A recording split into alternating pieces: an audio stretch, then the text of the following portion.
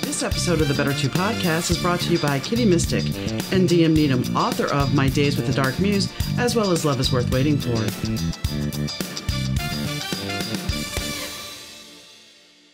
Hi, gang. Donna here. Thanks for tuning into the Better 2 podcast. Today's guest is Maria Hill Foderaro.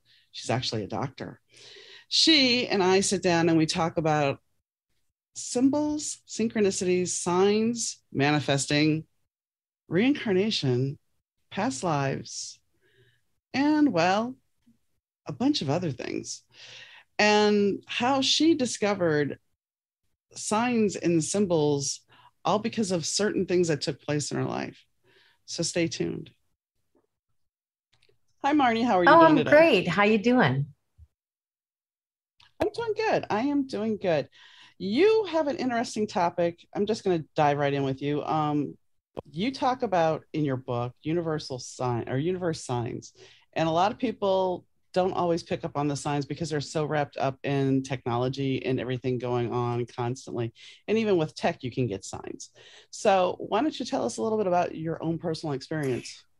Well, you know, I have an atheist background, and so I really didn't have exposure to organized religion or spirituality, anything like that. And little by little, I kind of moved towards belief in God because I felt like there had to be something divine intervening on this amazing earth with, you know, amazing people. And it wasn't until I got to a really low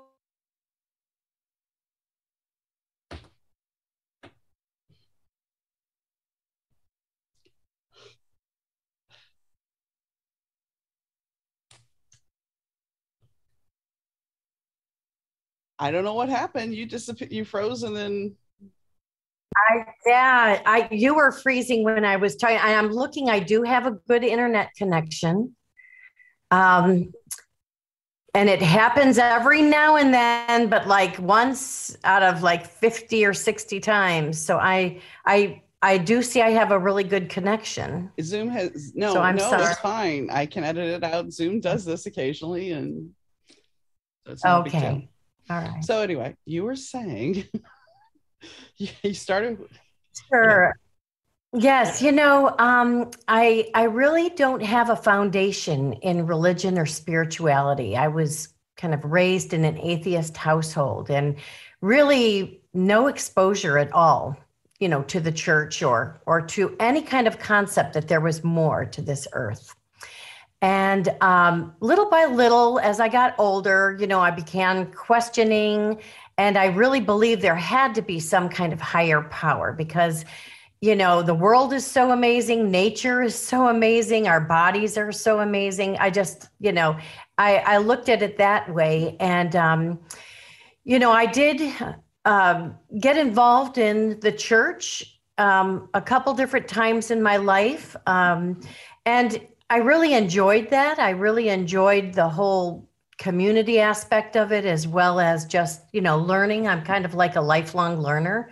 But it wasn't until I made a significant life change, you know, at age 55, where everything that I knew and I was secure with was gone. So this choice that I made was, you know, to leave my marriage after a 27, you know, years. And I, you know, I thought that I was doing the right thing. I believed that I was, and I still to this day believe that was the healthiest, safest thing for me to do, both physically and emotionally. You know, but it was a challenging time. And in the midst of all that, when I could have been sad or mad or, you know, some sort of negative emotion, I was just filled with happiness and love and gratitude. And, you know, I've kind of always been that way anyway, but I certainly was during this time. And I ended up losing everything, which happens in some domestic situations, and it's not a gender specific thing. It happens to men and to women, but I thought I was secure in many areas of my life. I thought I was secure with my home or with my money or definitely with my relationship with my two adult children. But that was not to be. I lost everything, including my support system, because of a smear campaign and false narratives or whatever. Life as I knew it just was kind of taken away in an instant. But I I still plugged along. I was a little bit in survival mode, I suppose, but I ended up having to have a garage sale. I had to leave this beautiful home that I thought was paid off, wasn't. I had lived for so many years in this neighborhood. I knew that I had to make a change, had a garage sale, and some miracles happened to me. And I was just shown that there's more to this world. And, my experiences, if I had one or two, yeah, maybe, but I had so many. And then that also prompted me on a quest to learn more about spiritual transformative experiences, STEs, as well as NDEs, where people have a near-death experience. And after really a lot of research and years of investigation and hearing other people's testimonials and really sifting through what I experienced, and some of the things I experienced, I did have like a witness with me, which was really nice for that validation. But my whole worldview kind of changed as a result of this traumatic life change that could have been completely negative. And there are still so many losses as a result of this choice I made. But I also see so many blessings. And so that's kind of my journey that led me to kind of a spiritual awakening. And that is a powerful journey. I mean, sometimes we find ourselves in a situation where, I'm very much in a similar situation because 2 years ago, my husband died. And I'm at the point now, it's like, well, now you're going to have to move. And now it's time to start living a different life.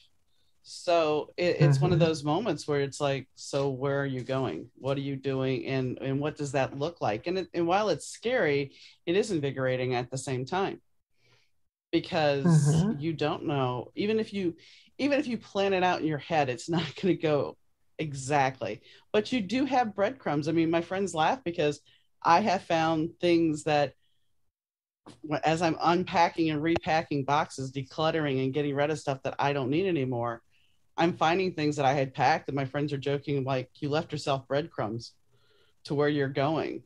And I'm like, okay. And I've always believed in signs and stuff since I was a kid.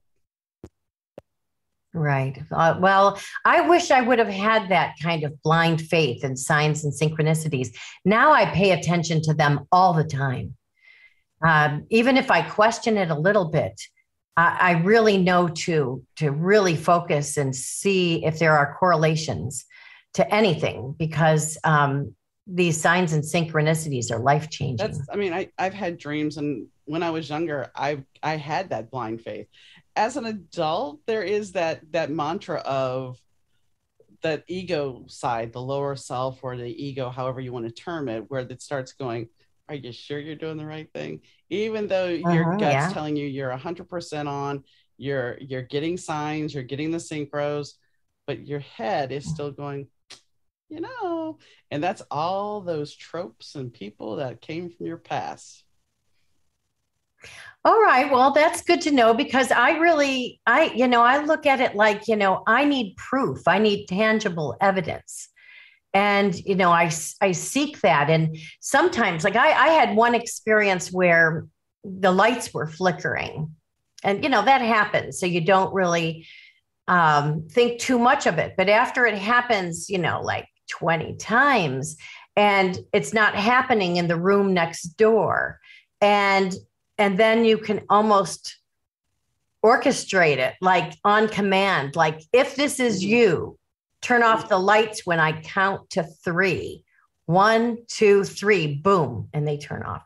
And it took me a while, like with that one particular experience with the lights, it took me a while before it dawned on me that there was something else going on here, that there was, I don't know what, but like possibly someone from another realm reaching me and trying to give me a message that they are there.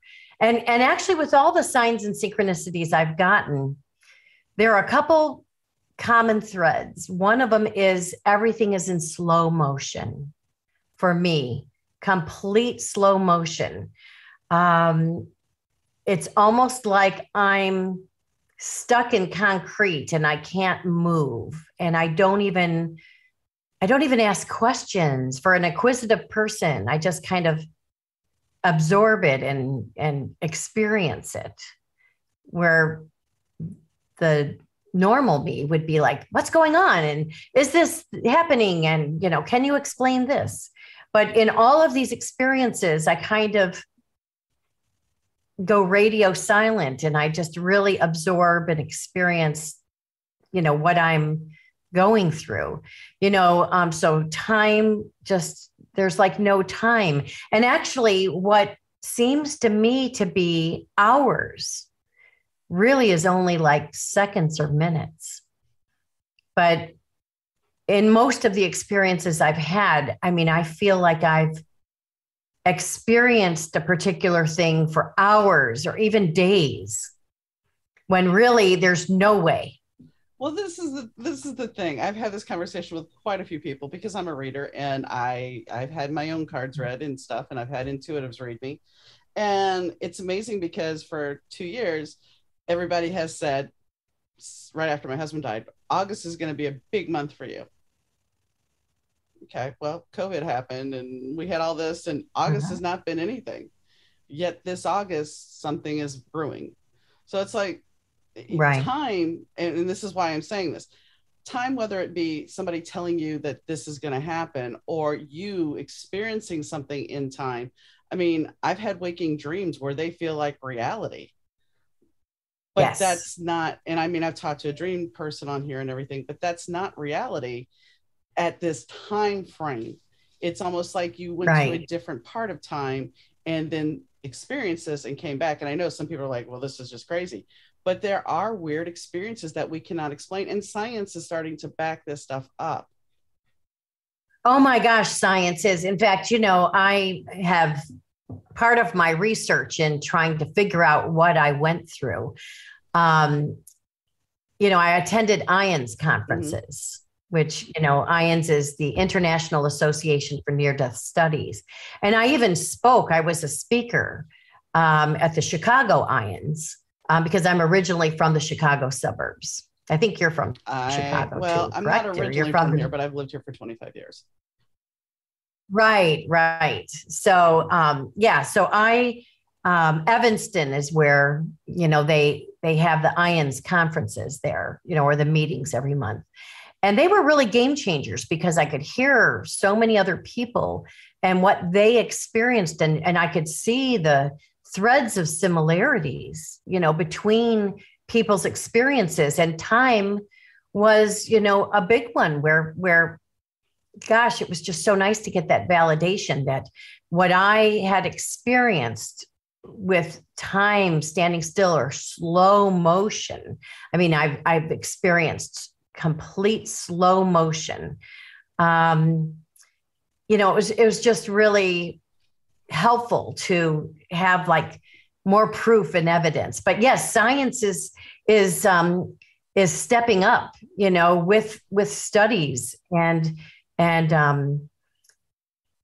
bringing a lot of evidence to the table, which is wonderful. And then I'm also involved with SAI, with Dr. Yvonne Kaysen, with Spiritual Awakenings International.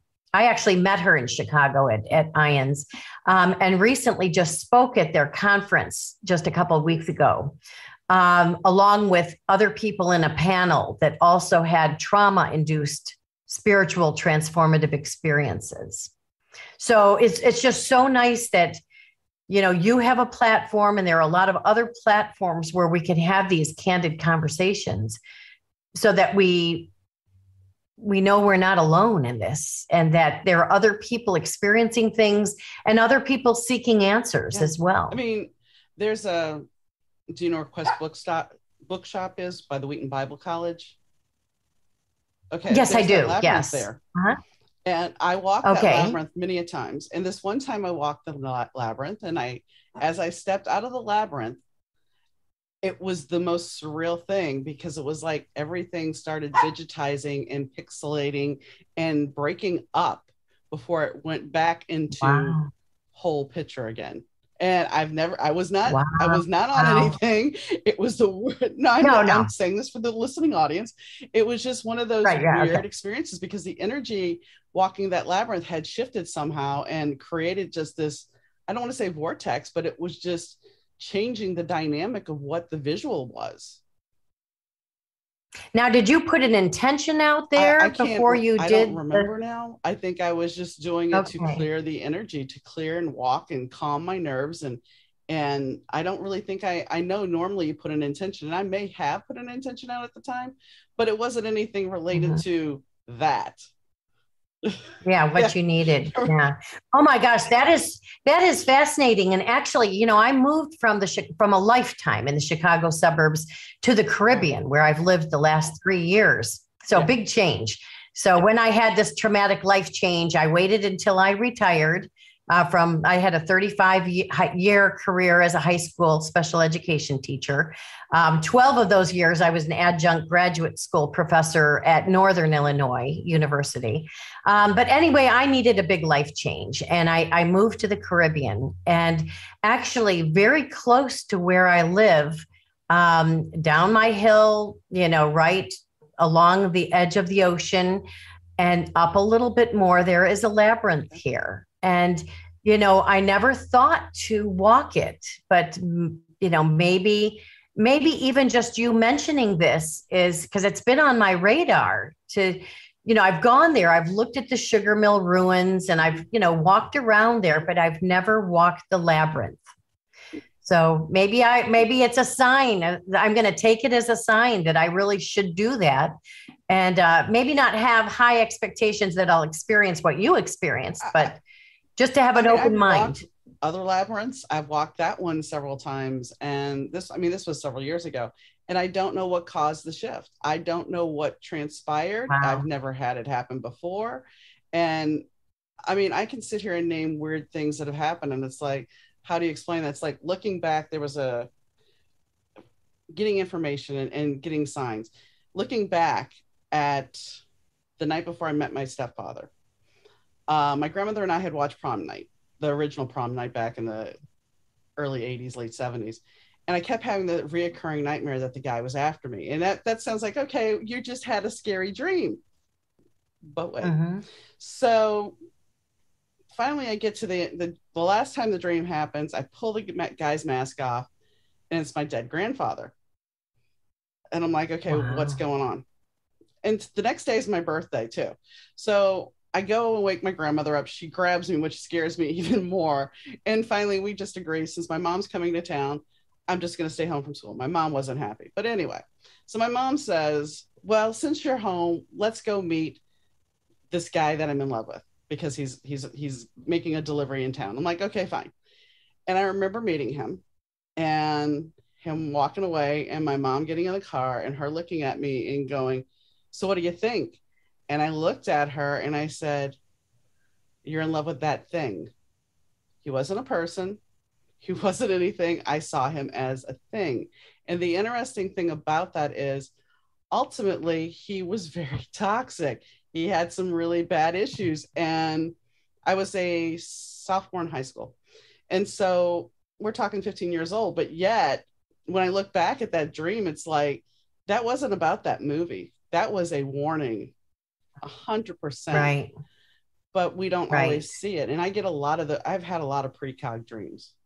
So Right. And I've actually heard too that, your first reaction, your first gut intuition insight is Yeah. usually correct, Yeah. that you should go with that. So if you have some sort of feeling or sense, you're probably Yeah. spot on. I agree. And I mean, that's the Yeah. thing, we Yeah. we allow ourselves to talk ourselves out of it. And I mean, there's a fine line we walk, because when we meet somebody, sometimes they immediately remind us of somebody else. Now, there's two things about this school of thought. Mhm. One is, Right. here's that lesson coming back around to make sure you learned it the first time. Or two, this Right. person is not identical to this other person and you need to give them a fair shake. But ultimately, you need to really trust your gut and not listen to what your head is saying. If your head's sitting there saying, well, they're like such and such, and you haven't even given them a shot. However, if you meet them and all of a sudden your stomach is knotted and your shoulders are tense, run. Mhm. Right.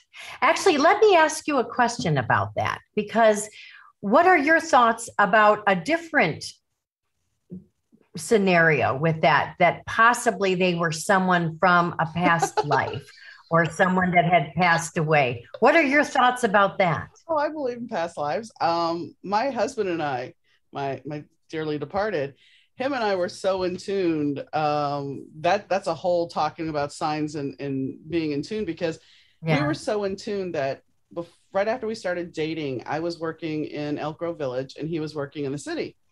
And I'm sitting at my desk, and I start seeing like these rainbow prisms. I'm like, what in the heck is this? Never had it happen before.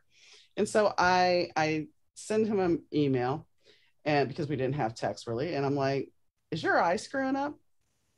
And so he calls me, he's like, why are you asking? I'm like, this is going on. He's like, yeah, that's exactly what I'm seeing. I Wow. could sit here Wow. and say, gosh, my knee's hurting. He's like, yeah, mine is too. And as soon as he claimed it, mine went away.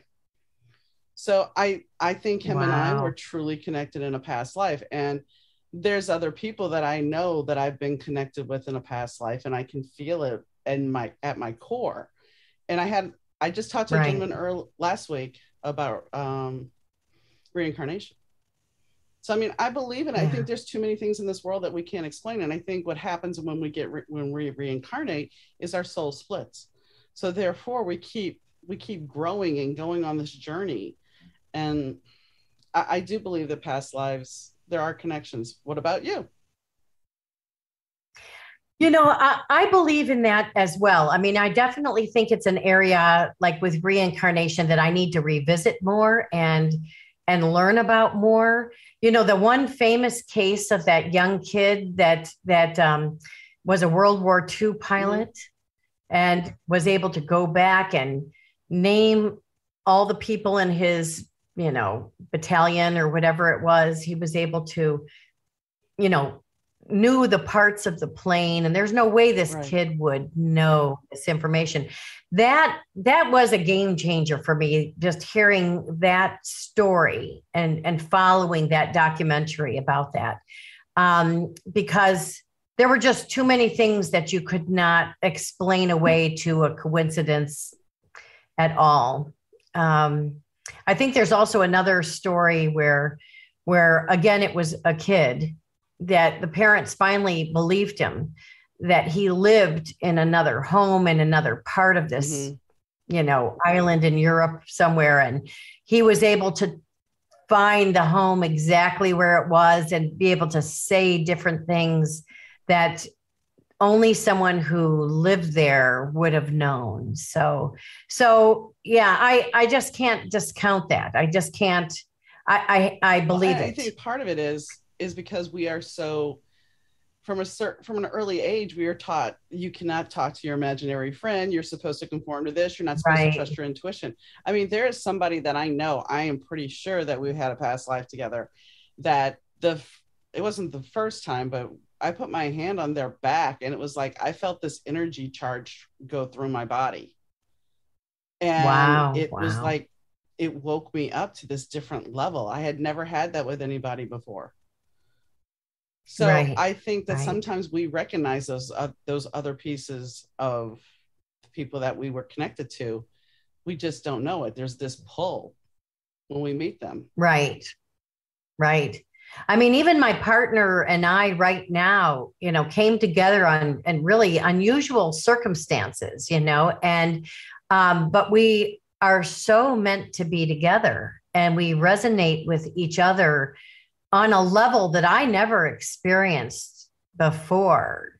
And maybe it's because I'm with someone honest and someone caring and, compassionate and spiritual, very different, than the person I was married to. So maybe it could have something to do with that. But there's just so many synchronicities to our relationship and even people that are connected to us. So it's really cool to think about. It's there's a little bit of a knowing, I would say,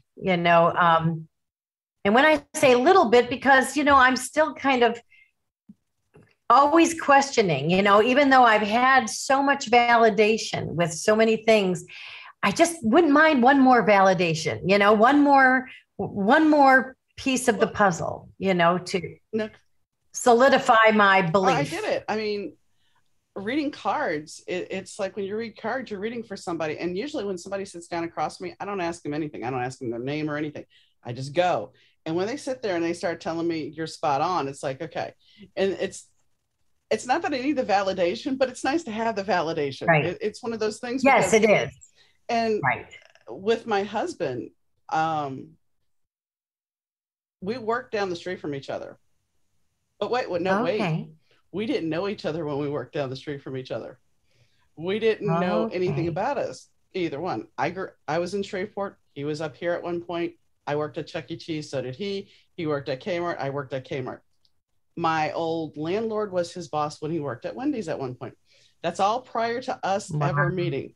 So then I'm taking an intuition class and my teacher's like, you need to take the astrology class. And I'm like, right. She goes, no, you need to, because there's somebody in there you need to meet. I'm like, so for 2 months, I drug my feet.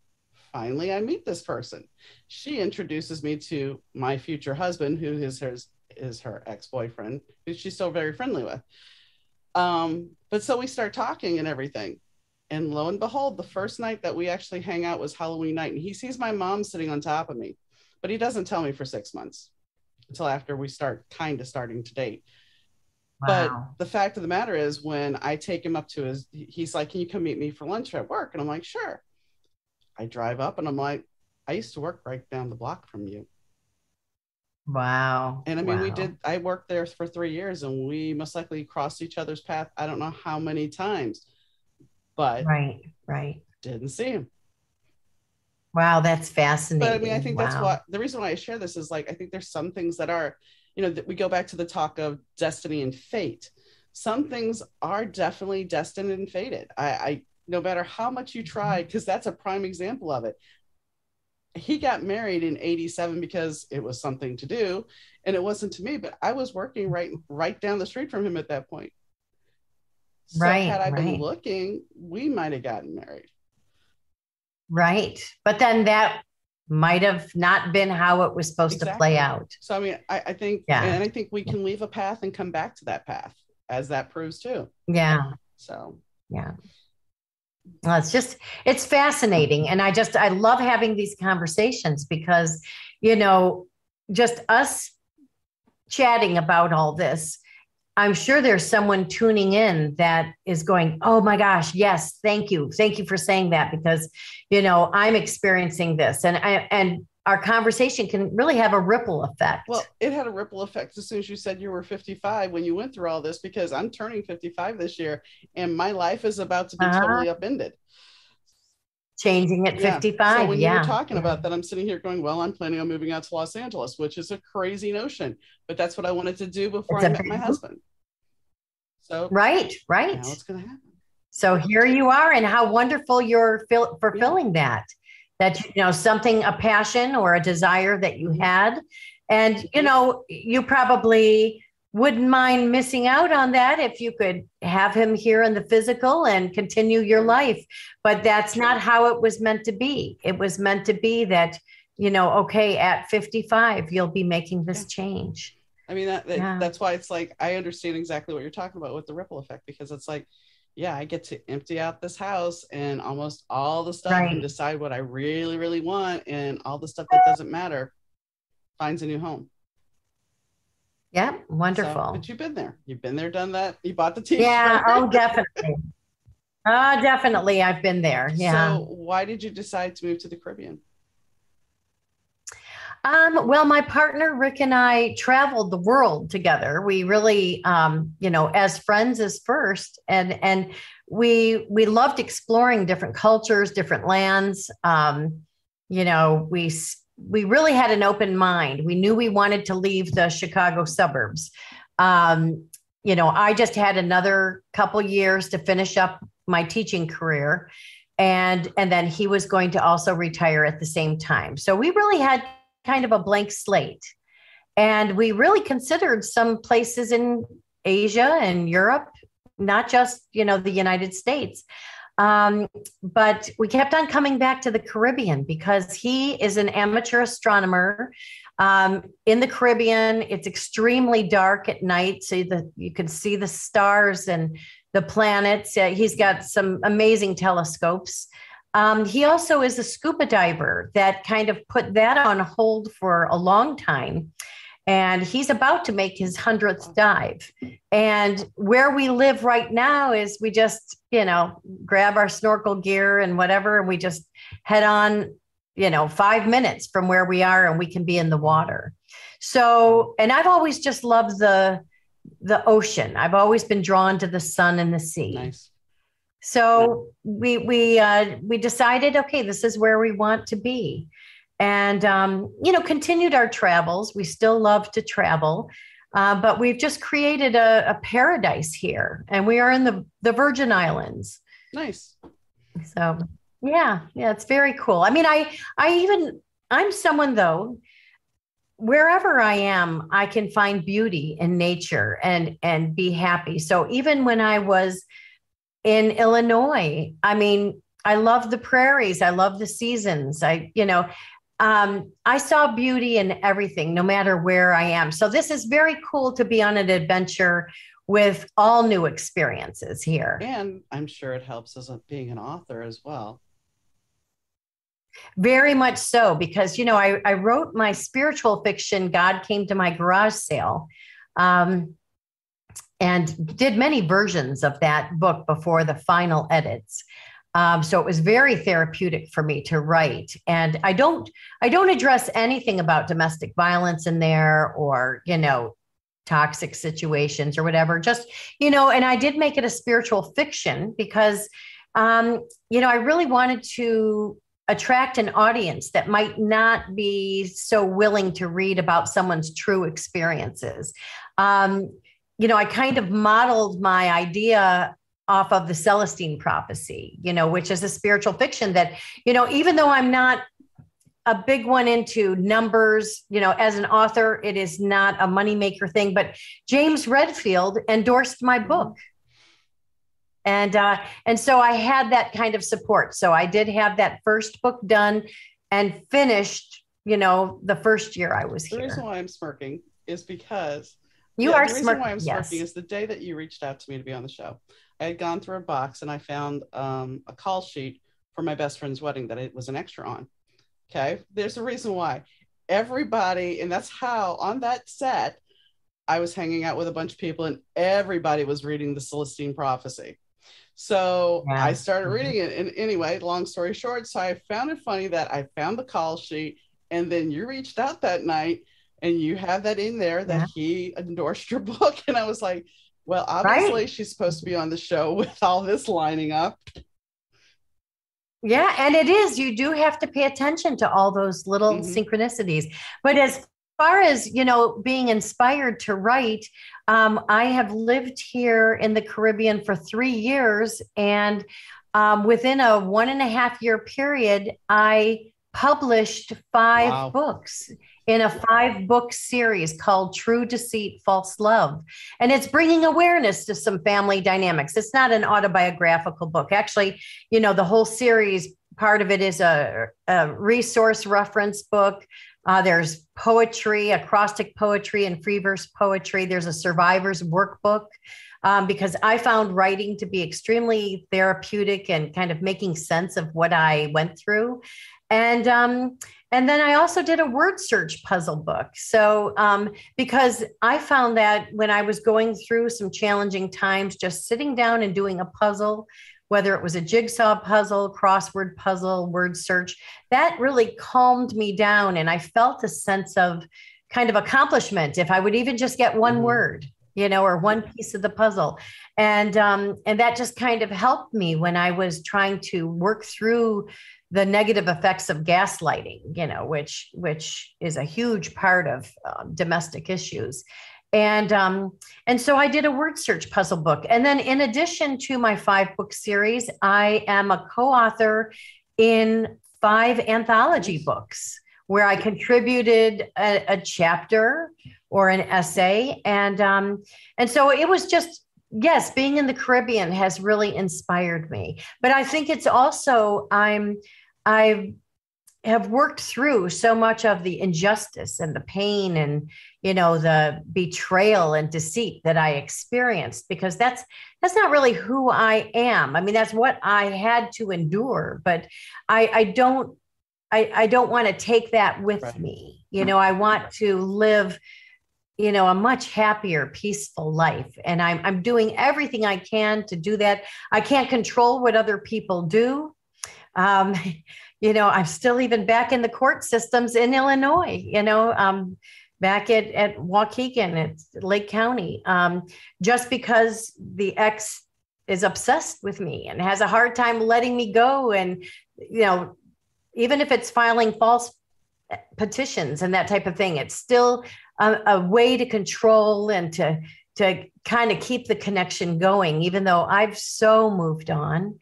And I just pray that, he could do the same, and even though he's in other relationships and has new jobs and new places, I just wish him well. I just, wish he'd, go away and just, move on for himself so that he, but they've got issues, they're not well when they're so obsessed like that. They've got their own traumas to work through, I suppose. Yeah, my ex-husband,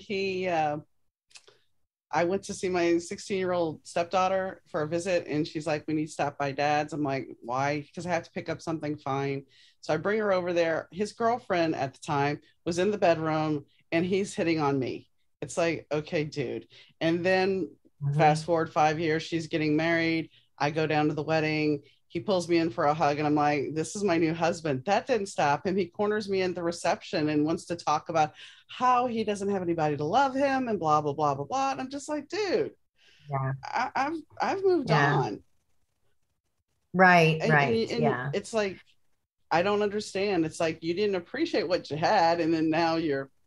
Definitely. When you had it, you didn't appreciate it. But I mean, everyone has their own journey, and, it's a very, very sad scenario that my adult children are not in my life.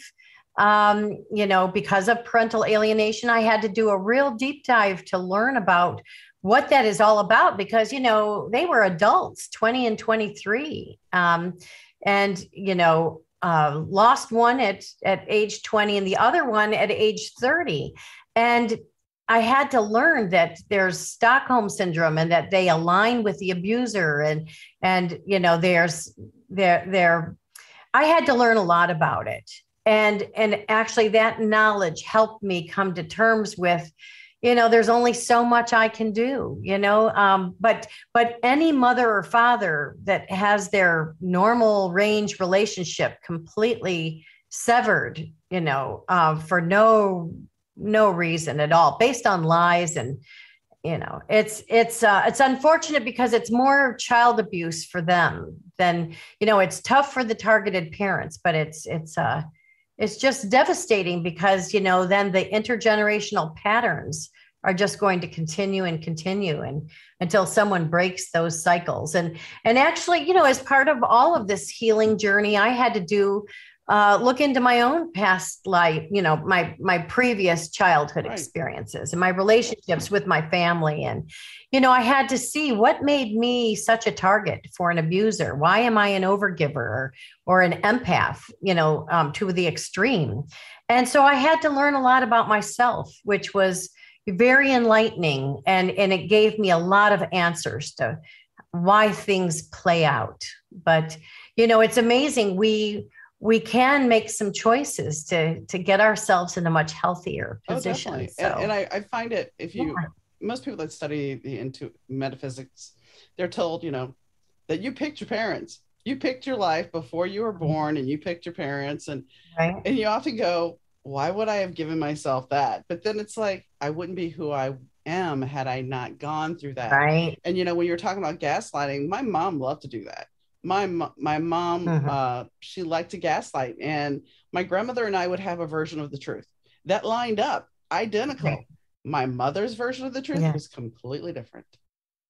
right, right. And Yeah, how you're describing the alienation of you, my mom tried to do that with right, my dad from the time they split. So from the age of 10 on, she was consistently trying to do that. And in fact, she alienated me from my half sister before she was even born, because she started with this whole mantra of, well, if your dad dies in a fire, you're going to only get half now. You're not going to get everything. And it was like, what? And right, your dad's replacing you, and your dad's doing this.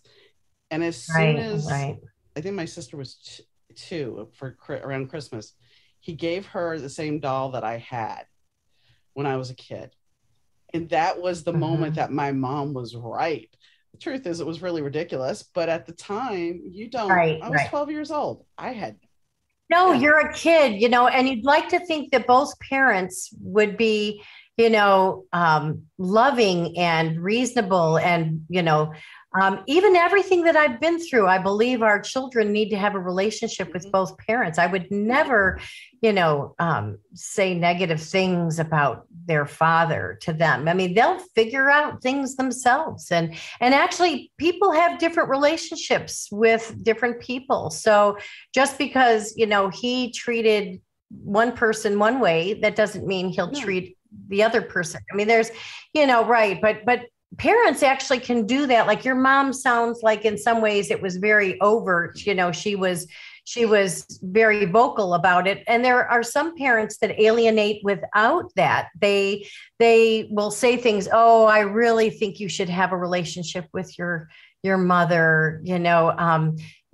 She loves you so much. It's just she's just not capable of providing for you like I am, or whatever.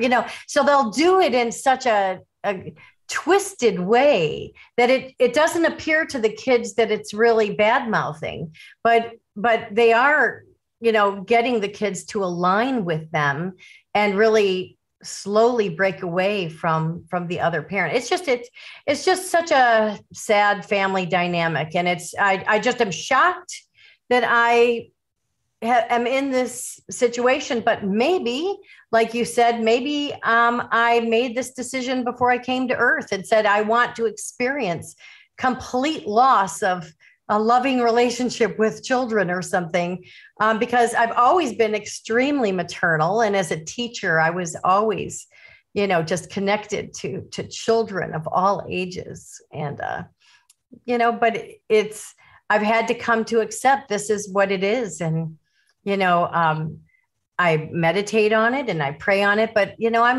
I also want to live life and believe that I'm worth it to do that, mm-hmm.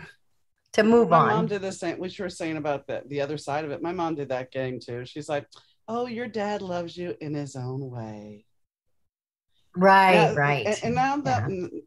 my dad was not a perfect person. However, when I would ask my No. dad, so why did you and mom split up? I'll tell you when you're older.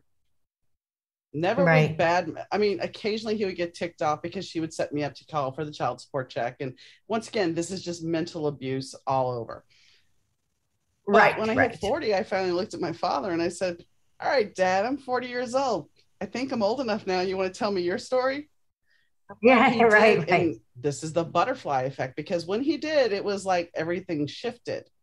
And I was ticked off at my mom a little bit more. My mom's long gone, but I was ticked off. But then at a certain point, it all settles down and you realize, well, both have their own version of the truth. And somewhere in between, and that's hopefully where your kids will get to eventually, somewhere in between, they'll see that both of you have your own stories and that you can't totally buy what the other one is saying. No offense to you, but you know what I mean. Oh, I definitely know. And actually with parental alienation, it's usually an all black or an all white situation. Like one parent is all good and the other parent and that entire side of the family is all bad. So when you see that kind of dynamic, you know, when someone has absolutely no relationship at all, in their formative years, you know, with one parent, because there's one good parent and one bad parent, you know, that's kind of a red flag to think, well, you know, maybe they're being brainwashed. Maybe they're, you know, to align, you know, and that's really what happens. Now, when you get older, you know, 50s and 60s and 70s, and, you know, if you decide to choose how much contact you want with a family member, that's a different story. Right.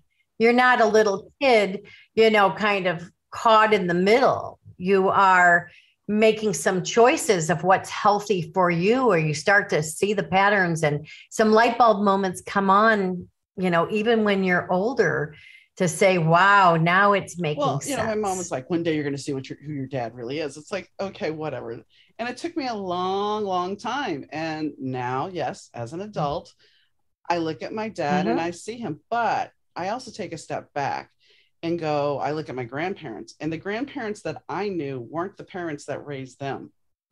And that's the one thing that I think we lose that step, that people look at their parents and go, well, I don't know why they're like that. Well, somehow, as we were talking about the generational thing, it all stems back from each generation.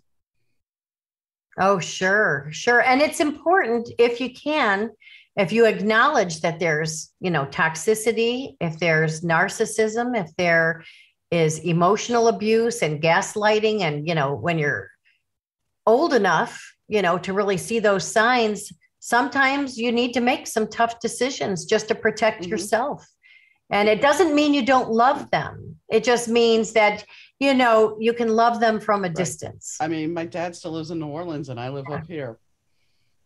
And I have not told him I'm moving to California, especially after the other day he made some kind of remark about California that wasn't very positive. So I'm just like, oh, well, you have only been up here one time since I've lived here, and not going to affect me. Yeah. No, you're going to carry on. So that's exciting for you. That's wonderful that, you know, you have this opportunity and you're embracing it. Yeah. I mean, I think we need to look at the way we raise children now. And I mean, not that I have any children, I had 2 stepchildren, but the way we raise children to block their intuition and block out, we start programming them with technology right away, which isn't a bad thing, but in the same breath, they're losing their intuition. They're losing their creativity at times. While you can, oh my gosh, I mean, think about when we were little, we were just said, you know, go out and play. And that's what we did. We went out and played. We created our own games. We created our own forts in the woods. You know, we were just much more creative and independent. And, you know, we didn't need things to entertain us.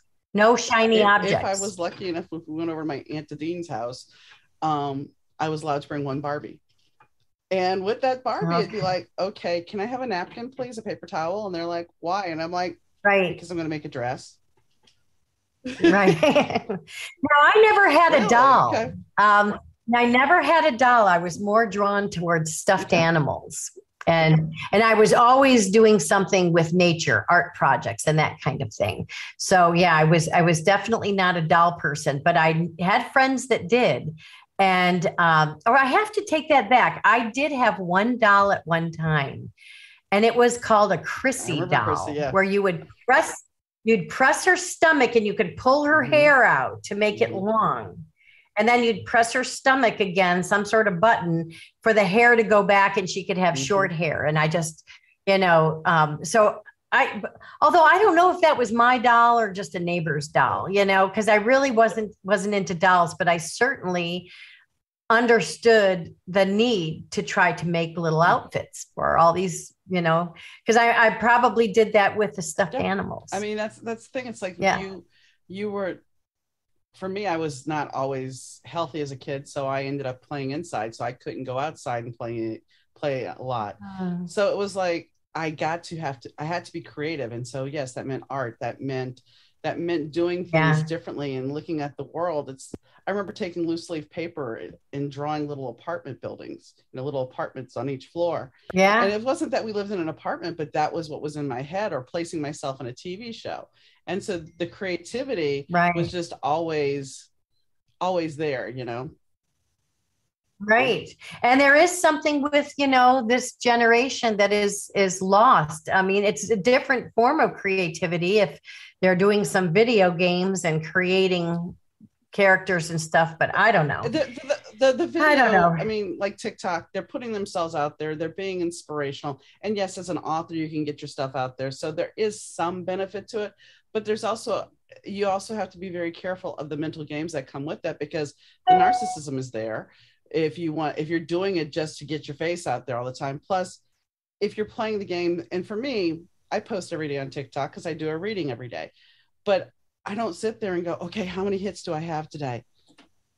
Right. And I'm not even on social media at all. So, I am busy enough writing and, keeping my website up to date and having cool conversations with people in podcasts and just living life in the Caribbean. I spend a lot of time out in nature. I live in the rainforest. I love to explore what's going on here. And so it just doesn't interest me, the whole social media thing. But like I said, I go on there, I post my thing, and then I get off, because it's like too much of it is just a time suck. And yes, Andy Warhol was right. Everybody wants to be famous for 15 minutes. And that is what our society has turned into. We have these short attention spans. And how can you focus your intuition if your attention span is like that? Right. And if your intention is to try to get people to see you, to like you, to like you said, to get likes or something like that, or have a big following. And,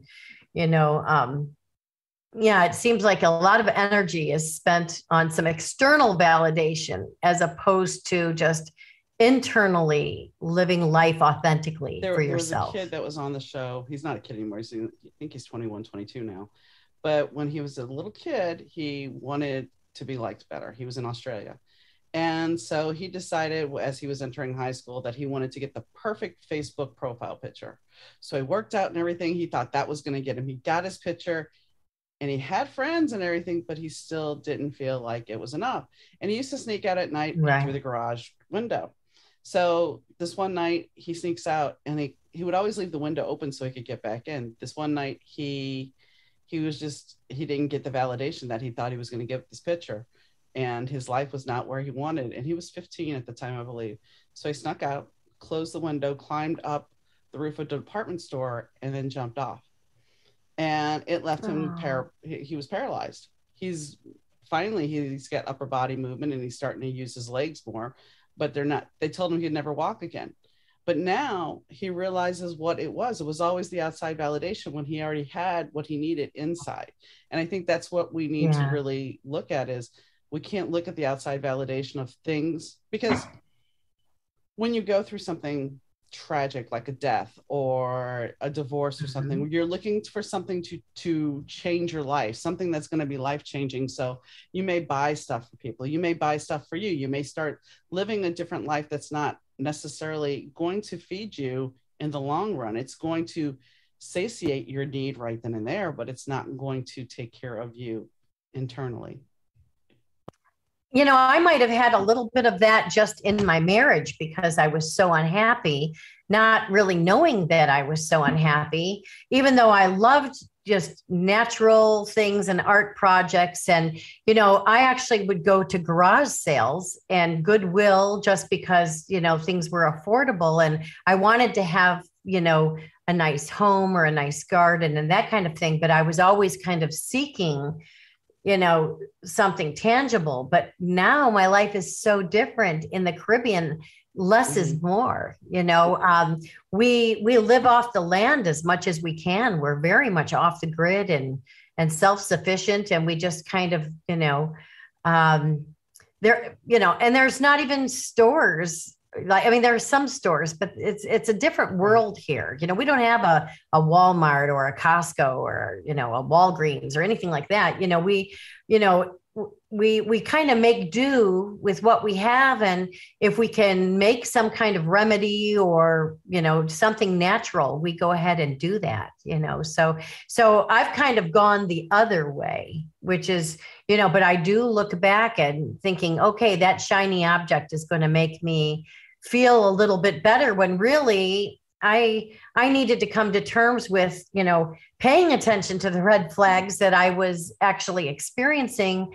And I probably should have acted on them and not have been oblivious, like, oh, this terrible thing isn't happening, or this, because I ignored so much because I wanted I wanted stability for my kids, but I wanted just kind of this perfect American dream family. And that's kind of where I find myself now. It's like I'm going through, and he didn't have kids. So I have things of his that it's like his family doesn't want it. So now I have to figure that out. His parents died when we moved into this house. So I have stuff from them. And it's just this whole cavalcade of history. But it's outside stuff that we don't need. And I haven't been able to live my life because I have all this outside stuff. So kind of like you, I know that going forward, I'm packing what things really mean to me, the things that I need that hold my heart. And that's really a silly way to say that, but that have sentimental value. Maybe that's a better way. Right. Yeah. No, definitely. That makes sense. But the rest of it, I don't need. If it doesn't work with my work, or if it doesn't work with bringing me joy, then I don't need it.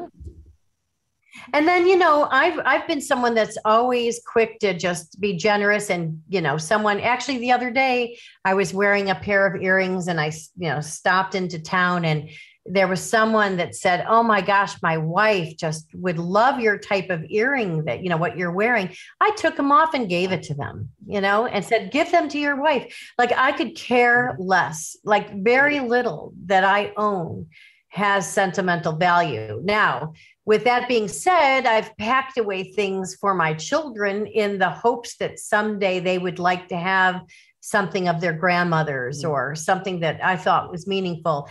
But who knows? Who knows if, first of all, if I'll ever see them again, and who knows if they'd even want something like that. We like to think that, things that we think have value would be valuable to other people, but they aren't necessarily. So there's some sort of solace in knowing that if you are to donate something and pass it on, that someone found value and interest in it. And, so the energy of whatever that object is will carry on in a different form. Here's a silly story that since we're talking about signs. When I was 16, there was one thing I really wanted for my birthday and I never got it. And it was this figurine that had a brunette girl in a nice dress that had the letter 6 or number 16 in a bouquet. And I really wanted this. So I think it was about 4 years ago, we were at Goodwill looking around and the song came. It was a Carpenter song. My mother loved the Carpenters. And I had wanted that thing so bad. So I'm walking around and I'm looking through the tchotchkes and stuff and the knickknacks, and there it is, right there on the shelf. And so I walked it over to my husband and I told him the whole story. He's like, well, obviously that's a gift from your mom, because it was my birthday that day. Right. So wow. Like, wow. So I bought it. Did I need it? No, but it was the whole, there's a connection of it all, a synchronicity of it all. Yeah. That's very cool. You were really given a message from your mom. So, I mean, sometimes things pop up. Now, let me ask you this, though. Are you going to be taking it with you to California? Well, see, the interesting thing is she made me a music box herself ceramic music box that I have. She made it for me, I think, when I graduated kindergarten. And I still have it. And part of me is like, Yeah. do I want it? And part of me, there is some anger still with my mom. And it's like, do I want to break it? You know, there's these caveats of like, do I really need this? So I get it. You know, I've realized too, you know, if something brings you an uneasy feeling, like if you're questioning it so much, is this going to, you know, is this going to trigger me into feeling negative? Or is it going to make me feel good when I see it? I think that would be the question to ask yourself about the music box. You know, and it's a little bit different because she's no longer here on earth, and that's something that she made for you. And gosh, you've carried it since kindergarten, so you've had it a long, long time. But I think probably you're going to have to do this with a lot of things to decide, you know, is it useful? Does it bring me joy? Or is it come with some negative energy that's going to make me go backwards? And I'm going to be fair, because I was honest. My very first show was about her death. She committed suicide. And that's basically the biggest F you can do to anybody. So that's why it's like the other music box that I found at Goodwill that she really didn't give to me almost has more meaning, because it's like I finally got what I wanted, as opposed to the one she made, because it's just kind of like that woman that was my mother had a lot of issues. Well, you know what? I think that you've already made a decision here. At least you're moving closer to it. It's not like it's an end all be all, but you know, what I'm hearing with the music box is that you're better off keeping the one that makes you feel good and brings you some joy. And maybe this is the time now with this transition in your life to let that other music box go. And it can bring joy to someone else, but it certainly won't bring you the trigger that you know, have experienced. And it's almost like you asked the question, but you answered it yourself right here. And I mean, that's something I have found. I've taken stuff to Goodwill, and it's like one item will stick out in my mind that's in the back of the car, and I'm like, I'll end up. I've ended up pulling those out. The ones that are sitting there in my head, it's like, wait a second, let me grab this. And it's like, why do you want this? But I'm like, for some reason, it was said to keep it. So for now, keep it. You can get rid of it later, but. Right. And sometimes we put emotional strings and attach them to items, you know, for whatever reason, you know, and we're all guilty of that. You know, it's the rare person that, you know, is into feng shui, or that, you know, is a minimalist that just really gets rid of everything. I did that at one point when I was right after high school. I did that. I got rid of a lot of stuff. And some of it's like, I wish I wouldn't have got rid of my artwork, but I did it. But I think that can't look back. You can't. And that's the thing. You have to move forward. You have to constantly move forward. And it goes back to what I was talking about earlier about the signs. It's like when you see signs and synchronicities, you have to trust. You can't let the past get in your head. Right. Well, I do now. I trust it now. I really pay attention. And if I doubt it, I've got Rick right next to me saying, trust your intuition, you know, just follow your gut feeling. I have a whole group of friends that are just like, yeah, you're going to do this. Don't worry about it. You got this. Right. So. It's been a fascinating conversation. Is there anything that we didn't cover that you want to talk about? Oh, you know, no, it's been delightful to just, you know, have this conversation, and, you know, just, I think it's really real what we talk about, you know, not only the spiritual experiences, but just, you know, everyday human emotion and experiences. I think it's very, very cool to have these conversations.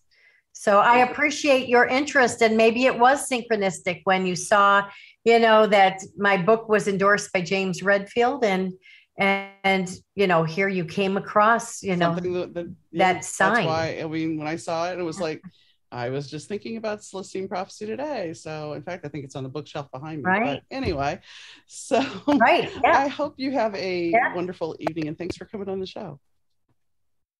Well, thanks so much for having me. It was great to talk with you.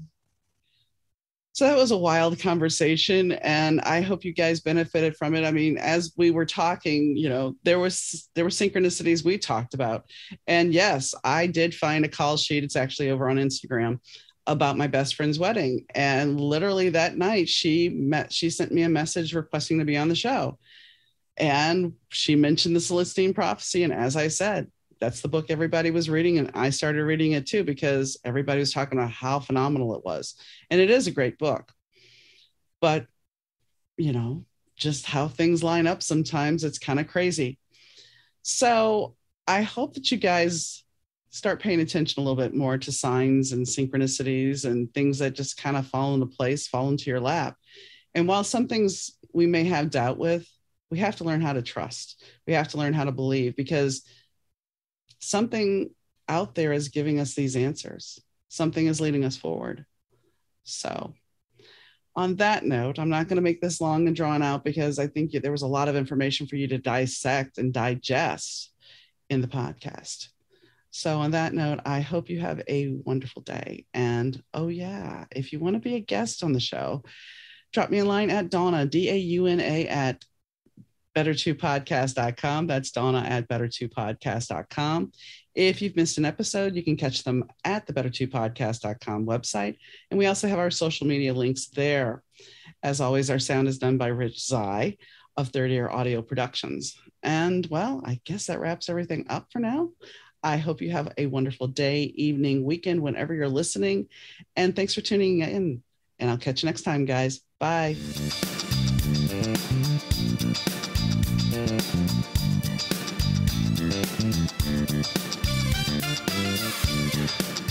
The Better 2 podcast is mixed, edited, and produced by Rich Zai of Third Ear Audio Productions.